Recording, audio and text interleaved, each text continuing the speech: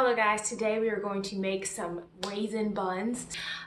Easter is coming up and I thought these rolls would be a great celebratory recipe to put on my channel. So yeah, they're like hot cross rolls or buns, and so we're gonna make something similar to that, buns with raisins in them. Actually, my sister made a recipe when I was a kid and she was just kind of improvising on what we had in the kitchen, and these kind of remind me of those. They were like cinnamon raisin biscuits. They're kind of like raisin biscuits, raisin rolls. So anyway, raisin rolls, biscuits, buns. We're making some raisin buns today, and we're gonna go ahead and get started. And again, this is in celebration for Easter, but you can make these any time of the year, super delicious. And yeah, let's get into it. Okay, let me get all the ingredients. I'll be back.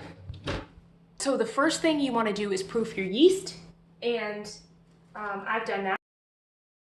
So what I did was I put about 1/4 to 1/2 teaspoon of yeast in here with some warm water and 2 tablespoons of maple sugar because that's what we need in the recipe anyway. And then once you see that it's like foamy on top, then you know that your yeast is active.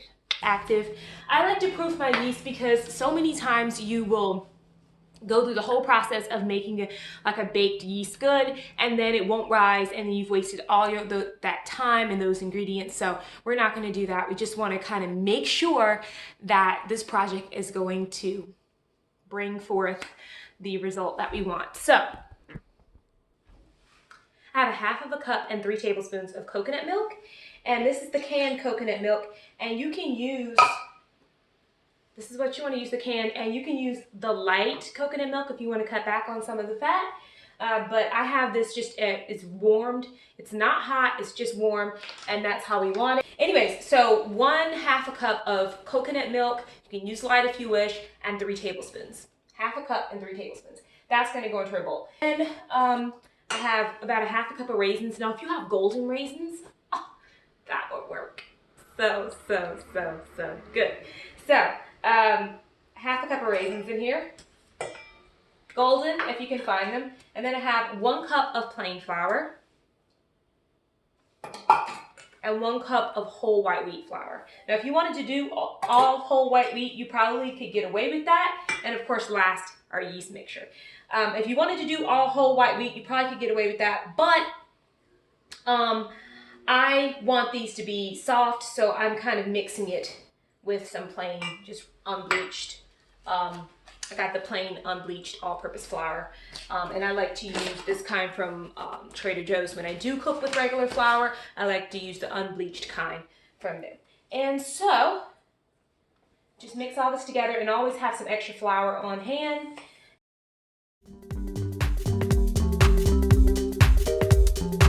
So I'm going to knead the dough until it's nice and smooth. Fast-acting yeast. So I think what I'm going to do for this is I'm going to knead this about 150 times or about 100 times, and I'm going to go ahead and make the rolls now. Cover them, let them rise, and then bake.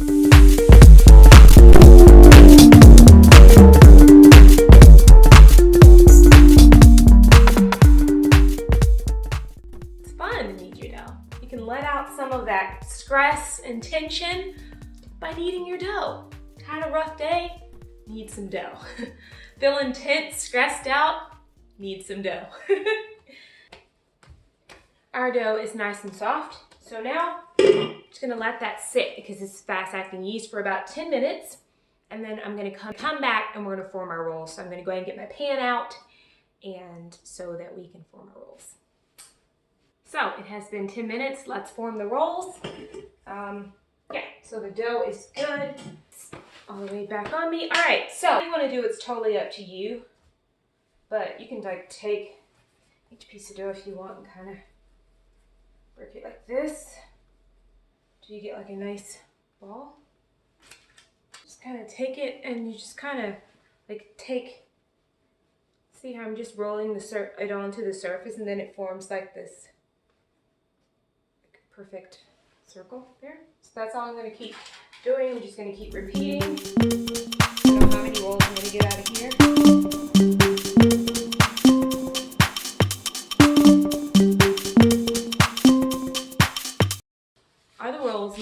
how they look. So we're just gonna cover them and then let them sit for like an hour, and then we're gonna stick them in the oven. So just cover them. I like to cover them with like a towel or whatever you have. Use it. All right, guys, it has been about an hour.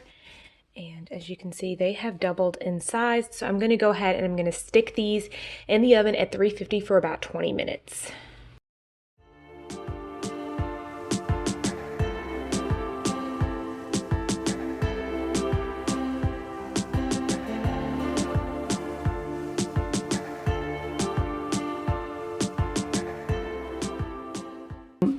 Brush some maple syrup on top or some dairy-free butter. I put it on broil like the last minute or so to brown them a little bit more.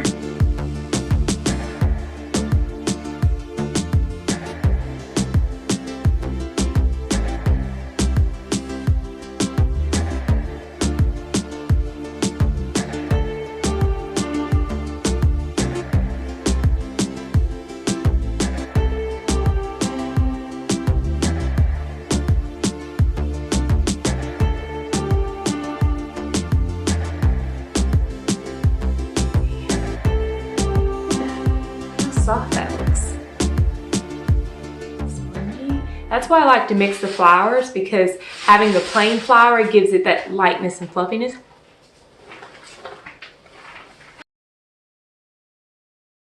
Mmm.